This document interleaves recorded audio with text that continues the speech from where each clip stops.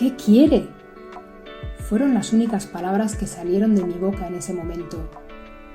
Llevábamos unos minutos mirándonos fijamente, la una frente a la otra, casi sin pestañear, en ese andén barrido por un viento helador y en el que estaba acostumbrada a esperar con impaciencia y toda mi ilusión el tren que me llevaba a mi refugio en las montañas nevadas, donde me escapaba siempre que el ritmo de vida frenético por el que me dejaba arrastrar me lo permitía. No era la primera vez que me cruzaba con ella.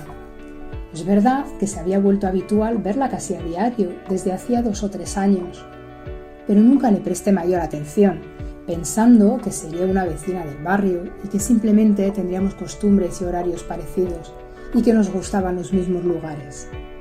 Nunca me sorprendieron tantas coincidencias, encontrarnos siempre en ese tren, en los paseos por la nieve, en muchas de las actividades de mi ajetreado día a día, tropezando conmigo como si quisiera frenarme.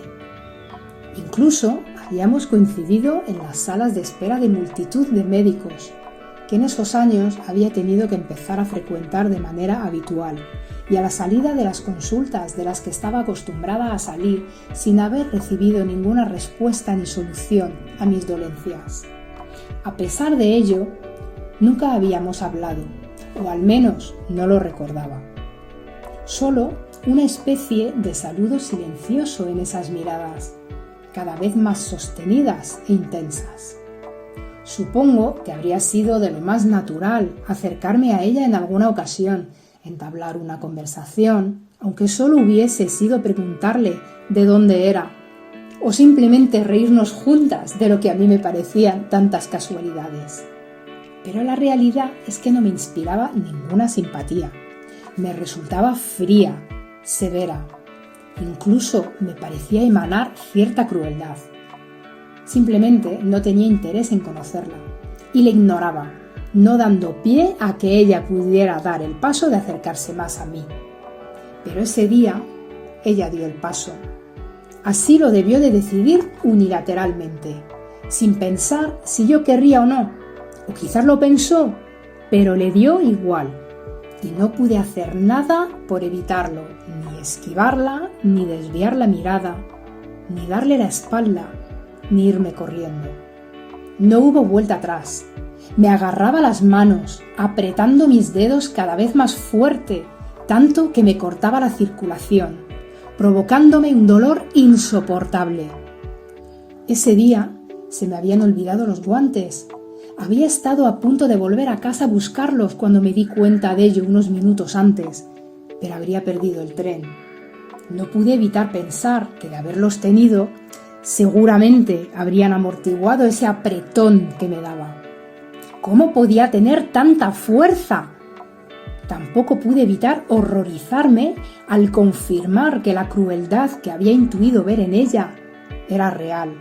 Sentí mucho miedo y el pánico se apoderó de mí cuando empezó a empujarme poco a poco hacia la salida, sin soltarme las manos, justo cuando se empezaba a escuchar el chirrido tan característico que anunciaba la llegada de un convoy. Parecía decidida a no dejarme subir a ese tren, a privarme de esa escapada que tanto anhelaba y de esas actividades invernales en la nieve de las que tanto disfrutaba.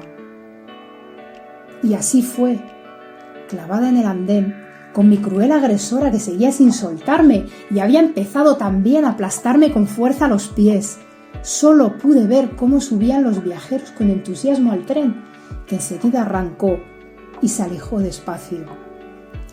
Las lágrimas brotaban de mis ojos, fruto del desconcierto, la impotencia y la rabia que sentía. Ella me hablaba. Era la primera vez que oía su voz, pero no la escuchaba, no quería escucharla. ¿Quién era ella para irrumpir así en mi vida?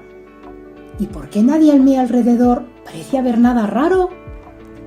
Pasé varios días encerrada en mi casa, intentando entender lo ocurrido, observando atónita cómo afloraban dolorosas heridas en las puntas de varios de mis dedos. Me habría gustado olvidarlo y que solo fuera una pesadilla de la que despertaría para volver a mi vida, pero nada de eso ocurrió.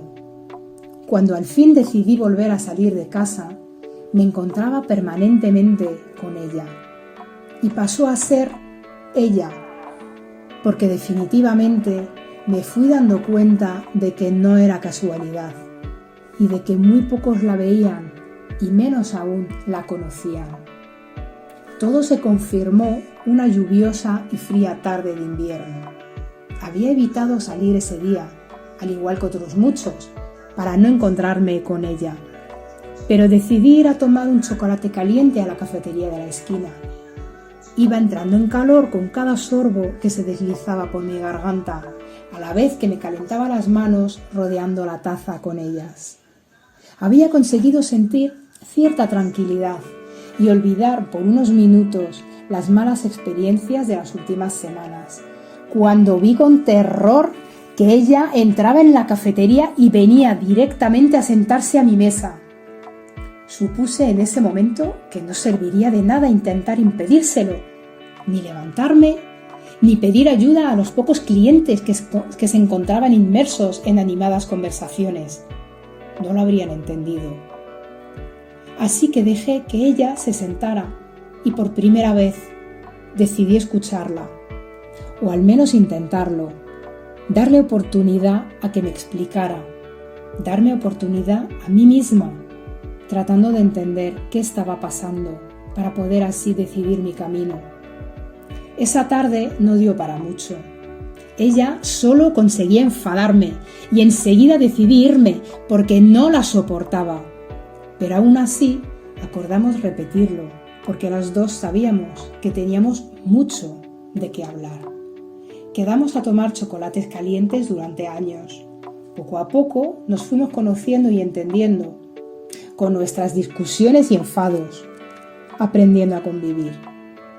Desde entonces me acompaña a todas partes y me recuerda cruelmente de vez en cuando que está ahí.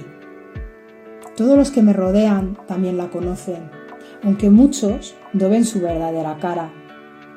Y no somos amigas, es una compañera de viaje que no puedo ignorar. Solo deseo y trato por todos los medios que no se enfade el monstruo cruel que hay en ella. Y así espero seguir muchos años, doña Esclerodermia.